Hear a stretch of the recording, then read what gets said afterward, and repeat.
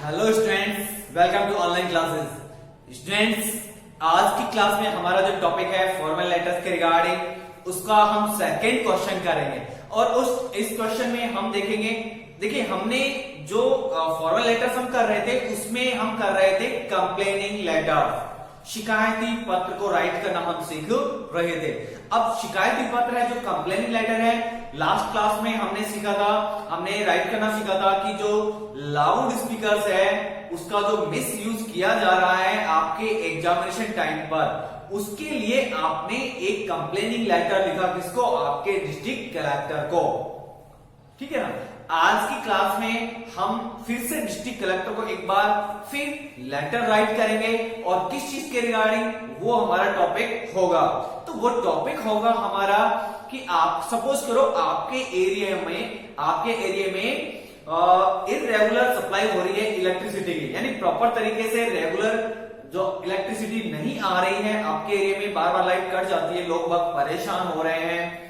तो आप क्या कर रहे हैं, आपने एक रिटर्न में कंप्लेन की थी, किससे? आपके एरिया के जो एएन महोदय हैं उनको रिटर्न कंप्लेन की थी, यानी लिखित आपने शिकायत की थी।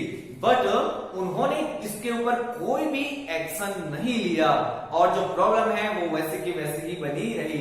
उसके बाद कम से कम 10-15 दिन बाद में आप बहुत परेशान हो गए, तो फिर आपने सोचा कि क्यों ना हम अब डिस्ट्रिक्ट के जो कलेक्टर है उनको एक लेटर राइट करें और इस समस्या के बारे में बतलाएं।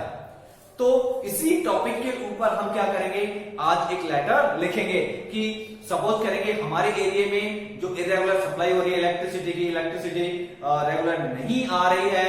अब हम बहुत परेशान हो चुके हैं और अब हम इस चीज के बारे में जो डिस्ट्रिक्ट के कलेक्टर है उनको अवगत करवाते हैं।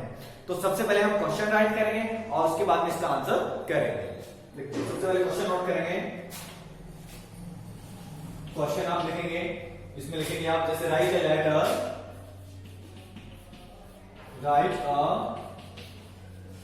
लेटर, आपको एक पत्र लिखना है, किसको पत्र लिखना है? To the collector of your district, to the collector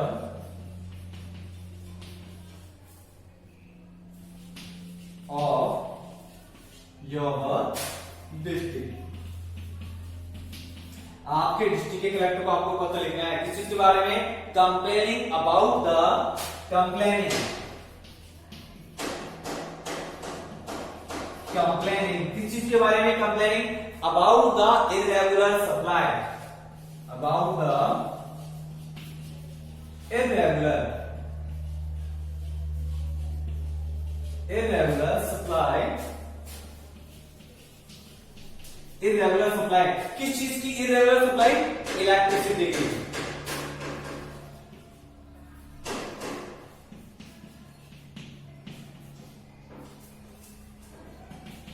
electricity in your town, ठीक है। क्वेश्चन एक बार फिर से समझेंगे। Write a letter to the collector, आपको पत्र लिखना है, किसको पत्र लिखना है?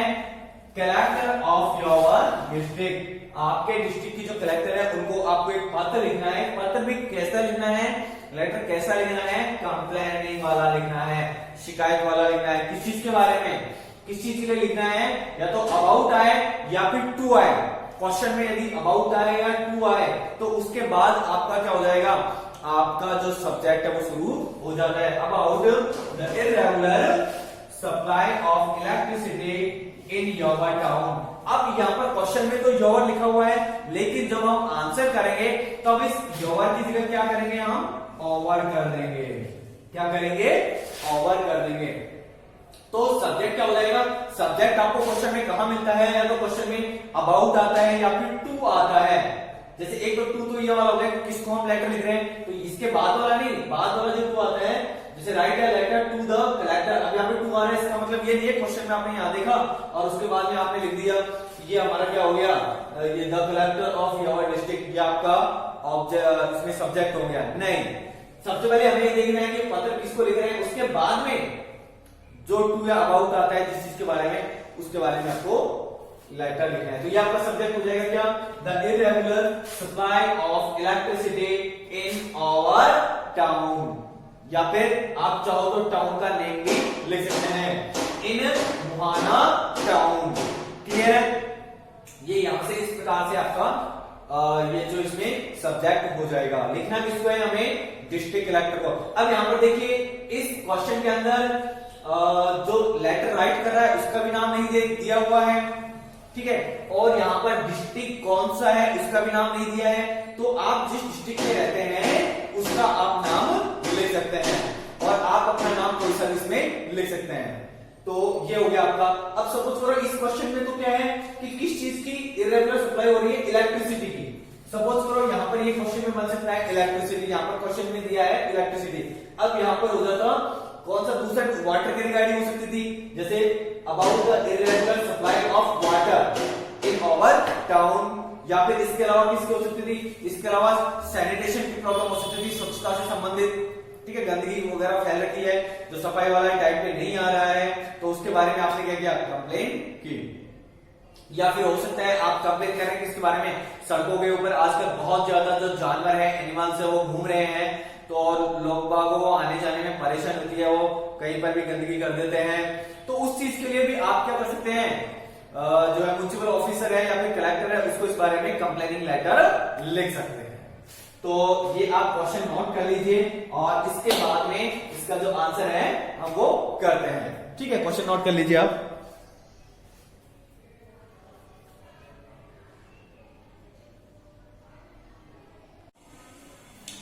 सो स्टूडेंट्स देखिए इसका आंसर, और इसके आंसर में सबसे पहले जब हम आंसर करेंगे तो उसमें क्या लिखते हैं?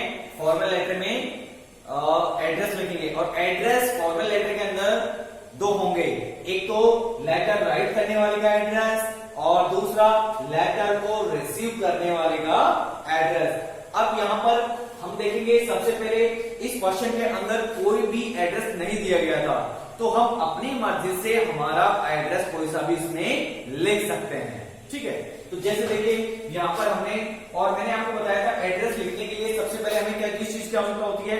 मकान नंबर, फिर जो आपकी कॉलोनी है उसका नेम, उसके बाद में क्या नाम से आपका कोई लैंडमार्क है पास में, उस लैंडमार्क के बारे में बताएंगे, यानी मकान नंबर, फिर लैंडमार्क और फिर कॉलोनी नेम, और उसके बाद में जो आपकी सिटी है उसका नेम आप लिखेंगे, और उसके साथ में क्या करेंगे? हम डेट लिखेंगे। तो हमने यहाँ पे लिखा जैसे 45 पे मकान नंबर हो गया, विष्णु विहार ये कॉलोनी हो गई, ठीक है, और मुहाना एरिया कौन सा हो गया? मुहाना हो गया जयपुर के अंदर। और इसी के साथ में हम क्या करेंगे? यहाँ पर ये जो डेट है वो मेंशन करेंगे। इस बात को आप अच्छे से माइंड में रखेंगे कि जो डेट होगी वो ऊपर वाले एड्रेस के साथ में होगी, और ये जो ऊपर की तरफ हम एड्रेस लिखते हैं वो एड्रेस किसका लिखते हैं? फॉर्मल लेटर में जो लेटर को राइट कर रहा है, जो लेटर को लिख रहा है उसका एड्रेस होता है, और उसी के साथ में ही ये डेट मेंशन होती है। ध्यान रखना इस बात का, ये जो डेट है नीचे वाले एड्रेस में नहीं आएगी, ये ऊपर वाले एड्रेस के साथ में ही आएगी। और इसके ये जो लाइनें हैं, दो लाइनें एड्रेस की और ये जो तीसरी लाइन आपकी डेट की है, इनमें आपको गैप नहीं देना है। पहली लाइन में ये, दूसरी लाइन में ये और थर्ड लाइन में आपको ये डेट इसी के साथ में लिखनी है। फिर आपको उसके बाद एक लाइन का गैप रखना है, और उसके बाद में फिर जिसको हम लेटर लिख रहे हैं उसका एड्रेस लिखेंगे। जैसे यहाँ पर लेटर किसको लिख रहे हैं? हम डिस्ट्रिक्ट कलेक्टर को लिख रहे हैं। अब डिस्ट्रिक्ट कलेक्टर को लिख रहे हैं तो सबसे पहले the collector district of Jaipur, Jaipur. अब चूंकि ये यहाँ पर रहने वाले कहाँ के हैं? मुहाना जयपुर के हैं, तो इनका डिस्ट्रिक्ट कौन सा लगता है? जयपुर लगता है, तो इसलिए वो कौन से कलेक्टर को लिखेंगे लेटर?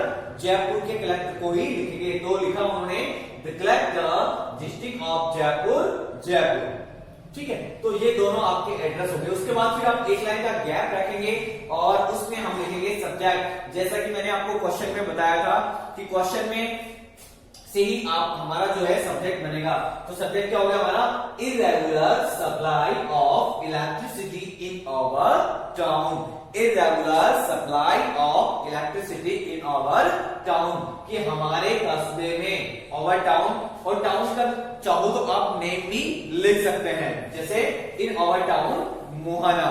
अब उसके बाद में देखिए जैसे अनियमित, इरेगुलर का मतलब होता है अनियमित सप्लाई, आपूर्ति ऑफ इलेक्ट्रिसिटी, बिजली की इन आवर टाउन, हमारे कस्बे में। ये आपका सब्जेक्ट हो गया। उसके बाद फिर आप एक लाइन का गैप रखेंगे और गैप के बाद में आप स्टार्ट करेंगे सर से, सर, और सर के बाद में आपको लाइन में गैप नहीं देना है, इस बात का आप माइंड करेंगे, ध्यान रखेंगे। Sir, most respectfully I want to draw your kind attention. इस सेवा में श्रीमान आदरणीय महोदय, I want to draw your kind attention, कि मैं आपका ध्यान आकर्षित करना चाहता हूं। अटेंशन का मतलब क्या है यहाँ पर? ध्यान। मैं आपका ध्यान आकर्षित करना चाहता हूं। टुवर्ड्स, टुवर्ड्स का मतलब क्या होता है? की तरफ। किसकी तरफ? जो हमारा सब्जेक्ट है उसकी तरफ। तो सब्जेक्ट क्या हमारा? Irregular supply of electricity in our town. तो ये वाली लाइन आप ध्यान रखेंगे कि जितने भी हम कंप्लेनिंग लेटर्स करेंगे या लेटर टू एडिटर करेंगे, उसमें हम ये लाइन ऐड करेंगे। Sir, most respectfully I want to draw your kind attention towards. Towards पर यहां तक आप उसमें क्या करेंगे? इसको आप यही लाइन आप यूज करेंगे।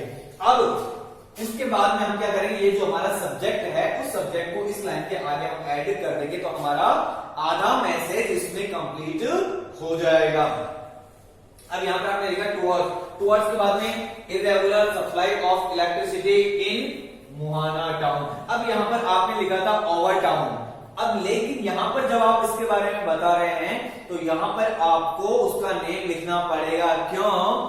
बिकॉज यहां पर कहीं पर भी आपके टाउन का उसमें नेम जो उसमें आपने जिक्र नहीं किया है। हालांकि आपके ऊपर बताया था एड्रेस के अंदर, तो ये एड्रेस तो बाहर की तरफ जब हम लेटर लिखते हैं तो एड्रेस तो बाहर की तरफ हो जाता है, और इतना जब हम कैरेक्टर को लिख रहे हैं पत्र तो हमें कई सारी सावधानियां ध्यान में रखनी पड़ती है। तो इसलिए हमें यहाँ पर क्या किया? हमें इसका नाम हमने यहाँ पर मेंशन कर दिया, बता दिया। क्या बताया? इरेगुलर सप्लाई ऑफ इलेक्ट्रिसिटी इन मुहाना टाउन। चाहो तो आप यहाँ पर भी क्या कर सकते हो? मुहाना टाउन लिख सकते थे। उसके बाद में इज कॉजिंग, वो क्या कर रहा है? उत्पन्न कर रहा है इनकन्वीनियंस एज सुविधा टू द रेजिडेंट्स। रेजिडेंट्स का मतलब क्या है? निवासी। कि जो एरिया में सप्लाई हो रही है बिजली की, इलेक्ट्रिसिटी की, उससे वहां के जो स्थानीय निवासी हैं, वहां के जो रेजिडेंट्स हैं, उनको क्या हो रही है? असुविधा उत्पन्न हो रही है। इनकन्वीनियंस, इनकन्वीनियंस का मतलब क्या है यहाँ पर? असुविधा।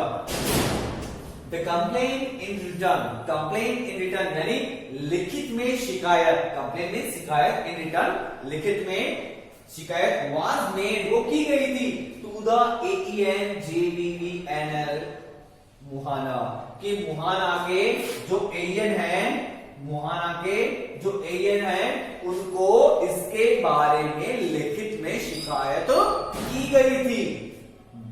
कब की गई थी? ऑन 6 मार्च 2021, 6/3/2021, 6 मार्च 2021 को इसके बारे में लिखित में शिकायत की गई थी वहां का जो एलियन है मुहाना का, उनको। बट लेकिन it has fallen on the deaf years. Deaf का मतलब क्या होता है? बहरे। ईयर्स का मतलब कान। लेकिन ऐसा लगता है कि ये जो है बहरे कानों में पड़ी। जैसे हमने जो शिकायत किया, उनको शिकायत की, प्रार्थना की, निवेदन किया, ऐसा लगता है जैसे कि हमने किसी बहरे कानों से शिकायत की जिसने हमारी कंप्लेंट को सुना ही नहीं। ठीक है। उसके बाद में आप लिखेंगे प्लीज, ये पैराग्राफ चेंज करते हुए फिर लिखेंगे आप please it is my humble request to you, कि कृपया आपसे मेरी ये एक विनम्र निवेदन है। मेरा ये हम्बल रिक्वेस्ट, हम्बल का मतलब क्या होता है? विनम्र। रिक्वेस्ट यानी निवेदन, की मेरा आपसे विनम्र निवेदन है कि आप क्या करें? इस पर एक स्ट्रेंथ, एक कठोर या सख्त कदम उठाए, है ना? तो टू टेक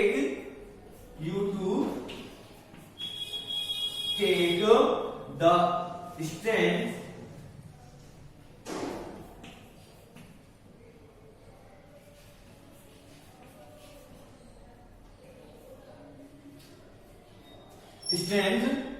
action immediately.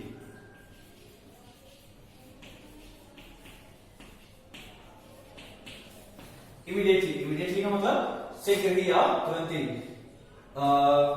हाँ, please it is my humble request कि ये मेरी आपसे विनम्र निवेदन है to you to take the stand का मतलब क्या है यहाँ पर सख्त या कठोर एक्शन यानी कार्रवाई करे, इमीडिएट यानी शीघ्र ही या तुरंत ही। ठीक है, उसके बाद आप लिखेंगे नीचे यहां पर थैंकिंग यू,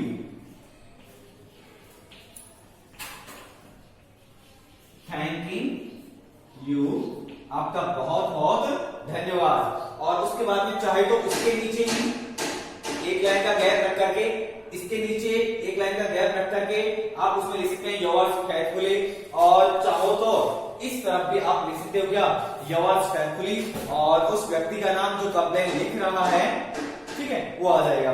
जैसे यहाँ पर स्पेस नहीं है, जगह नहीं है, मैं उधर लिख देता हूं, या फिर आप उस तरफ भी लिख सकते हैं, इसमें कोई इशू नहीं है। लेकिन कहां लिखेंगे, थैंकिंग यू के नीचे वाली लाइन में आप उधर लिखेंगे, या फिर नीचे एक लाइन छोड़ करके उससे अगली वाली लाइन में लिखेंगे। क्या लिखेंगे, योर्स,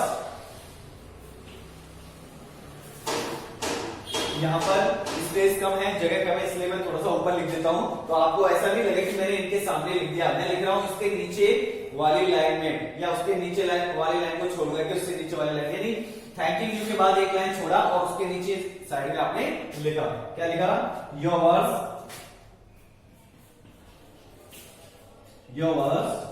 फेथफुली, और नाम कोई सा भी लिख सकते हैं, क्वेश्चन में कोई नाम मेंशन नहीं किया गया था, तो जैसे अशोक गुप्ता,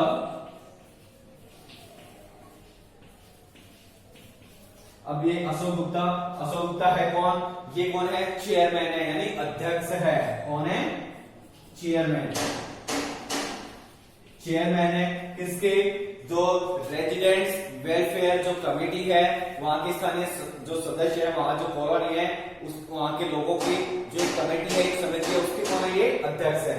तो इसमें लिखेंगे आप residents, Ashok Gupta chairman, residents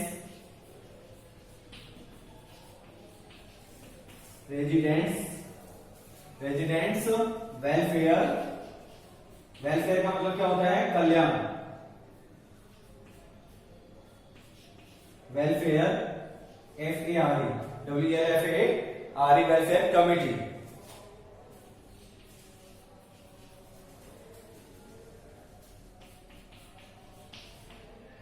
ठीक है, वेलफेयर कमेटी।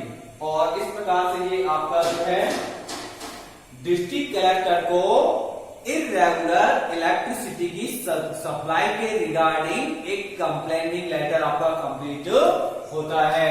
इस चीज के रिगार्डिंग फिर से मैं आपको बता देता हूं कि आपके जो डिस्ट्रिक्ट कलेक्टर है उनको आपको एक लेटर लिखना है। किस चीज के लिए लेटर लिखना है, सपोज करो आपका एरिया है और आपके एरिया में काफी टाइम से जो इलेक्ट्रिसिटी है वो इरेगुलर हो रही है, यानी नियमित रूप से नहीं आ रही है, बार बार कट जाती है, दिन में 5 घंटे 6 घंटे 7 घंटे पता नहीं, इतनी भयंकर गर्मी पड़ रही है सपोज करो, और उस गर्मी के दरमियान आप बच्चे बाहर कहाँ निकल करके जाएंगे, नाइट को नहीं आ रही है तो लोग परेशान हो रहे हैं। तो उसी के लिए आपने क्या किया था, आपके एरिया के जो एएन हैं उनको आपने एक कंप्लेन की थी रिटर्न में, और उस कंप्लेन को करने के बाद में भी वहां से कोई भी एक्शन नहीं लिया गया, कोई भी कार्यवाही नहीं की गई। उसके बाद में आपने एक कंप्लेनिंग लेटर किसको लिखना चाहा, कलेक्टर को, और फिर उस प्रकार से हमने कलेक्टर को कैसे पत्र लिखा है उसके बारे में हमने जाना है। तो आई होप आपको समझ में आ गया होगा।